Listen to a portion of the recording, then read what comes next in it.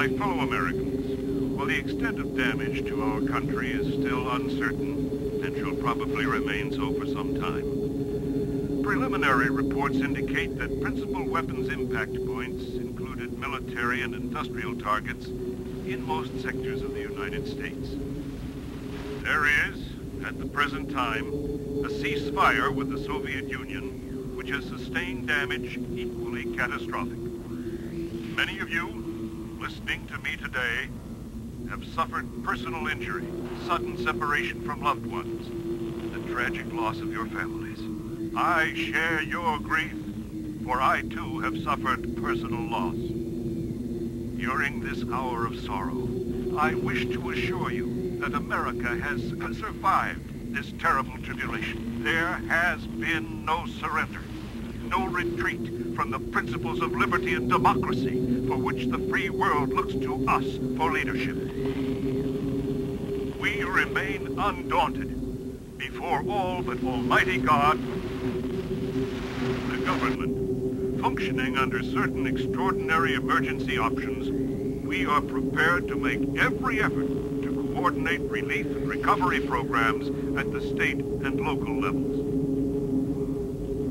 During the next 2 weeks, my staff and cabinet will attempt to relocate to National Emergency Reconstruction Headquarters. At the present time, and until radiation pattern reports are made available over the emergency broadcast band or through your local authorities, I urge you to remain in areas offering maximum shelter protection from radioactive fallout and to obey all local curfews. We are counting on you, on your strength, your patience, your will, and your courage to help rebuild this great nation of ours.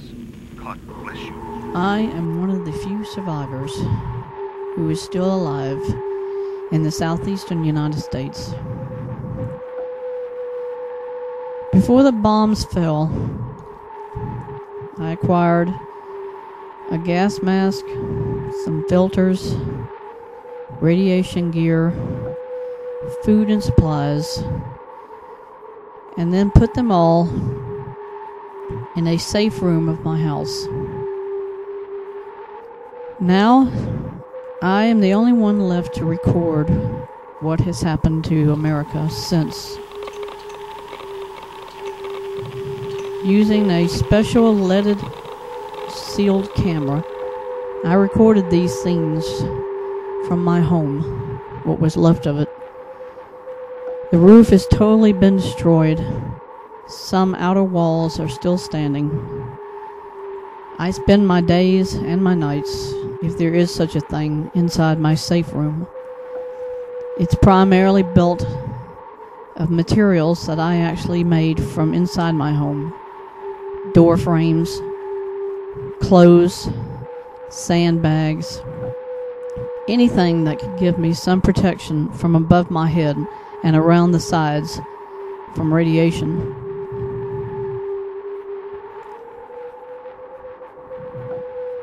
There is no day or night anymore. There's just a constantly white falling ash coming down.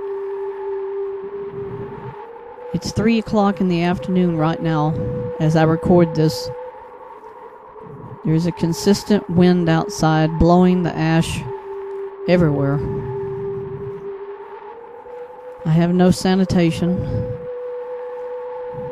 I've dug a hole in the backyard for waste. The only thing I have to eat is whatever I stored of canned foods. Any announcements I get from the government have said that we should try to use up any perishable items that were never opened before the bombs were detonated. If it has a tear or any holes, we should discard it because it's already been contaminated by radiation.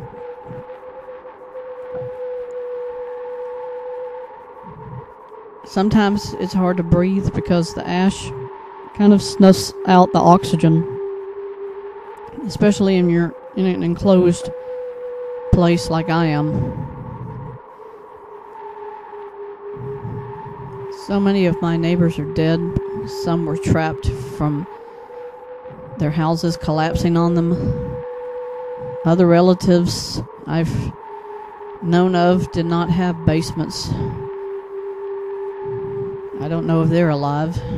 There's no phones, no television.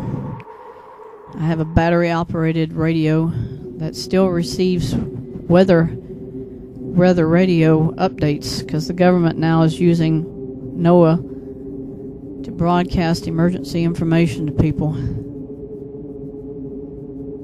All I know from the present announcements that they have given us is that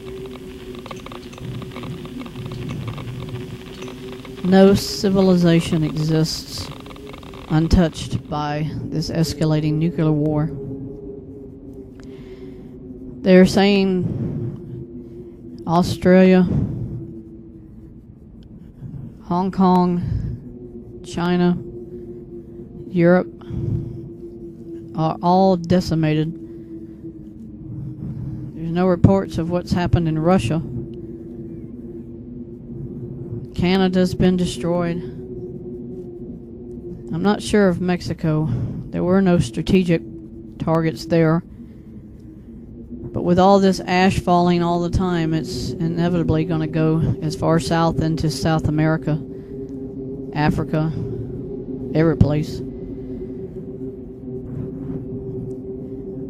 The first thing the government told us was that Obama and his cabinet, the vice president, all the key government people made it into the bomb shelters. But you and me, the average citizen, are left to die in this radiation. I cannot believe that they would do that to us, that there is no provision for our safety. You either had to think ahead and have what you needed, or you didn't, and you died. So many of my neighbors, they were crushed by the debris coming down from their homes. Some people died from fire. There were so many secondary fires caused by the bomb. We're only 40 miles away from Atlanta. You knew these weren't low-yield weapons because everything caught on fire fast after we saw the flash. What you see in these shots of my outside of my house, those black lines are caused by the radiation. It's been severely damaged by that, but I'm still somehow able to record this on my old analog camera. The white of the bushes is basically I'm using an infrared lens to kind of get some detail of what is still left in my front yard, but all of that's been burned by the fires. My old windmill still is there, as you can see, and it gives me some idea of the direction of which way the wind is blowing the fallout. Sometimes if I see it moving one direction or another, I know to stay pretty much farther into my safe room. Sometimes I come out just to see if I can spot anybody else, but it's so pitch black out there. This radiation, plus the fact that it's so dark, it's hard to see because nobody has flashlights. At least if they do, they're not going to give away their position because we know that there's a lot of looting going on, and once in a while I'll hear somebody shooting a gun off someplace, and I know that it's because they're going after anybody's stuff they've got. But I'm prepared. I've got 2 rifles and a couple of revolvers in my safe room, and they're loaded. And if I hear anybody coming, I'm going to use them. Obama tried to make it illegal to have a gun. He pushed on it.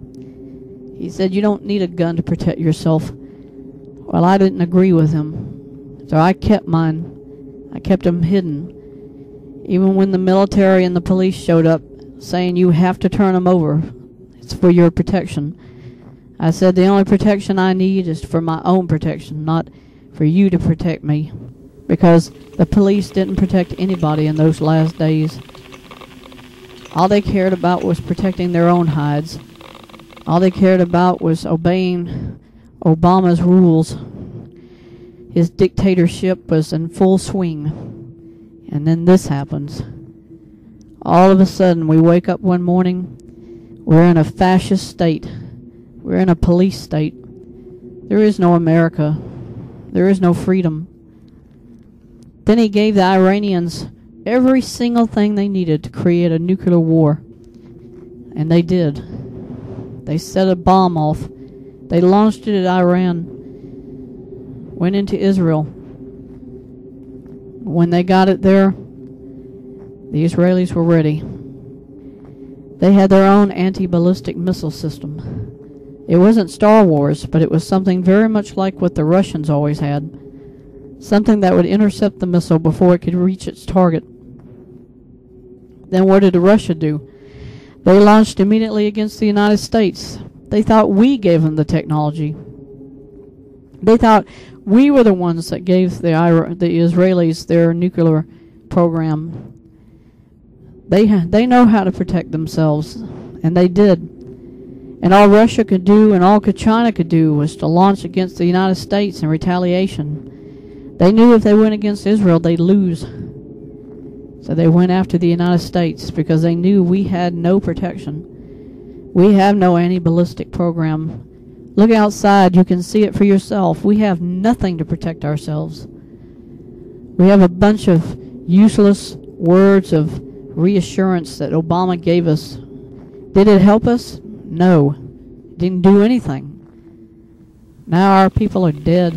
Our whole country is dead. And because of what? Complacency. America had become complacent. They had become docile, indifferent. The only tolerance they had was for those races that they thought deserved freedom. The blacks, the Muslims, the Hispanics. The white people were left basically to just scrabble at the bottom of the pit, try to pick up what few pieces we had, live on whatever scraps that the government gave us. But it was always for them, the community of the Hispanic, the Muslim, the Islamic, the black. They got all of it. But I knew when this all started, if I didn't take precautions to protect myself, I would be like the millions of other people right today who are dead. Some people's bodies are laying right out there in that ash. And the government probably won't even care enough to say, we're going to protect you. Because they can't. The only one they're protecting right now is Obama. He's in his bomb shelter. He's underground. He's protected. He's safe. I'm not. I'm out in this nuclear horror. My Geiger counter is reading 350 rads per hour. That's a lethal dose. With my radiation gear, that's all I've got protecting my skin from the radiation. And for every white droplet of ash that hits your skin, you've just gotten a lethal dose of plutonium and uranium. That's what nuclear war is, folks. Nuclear death.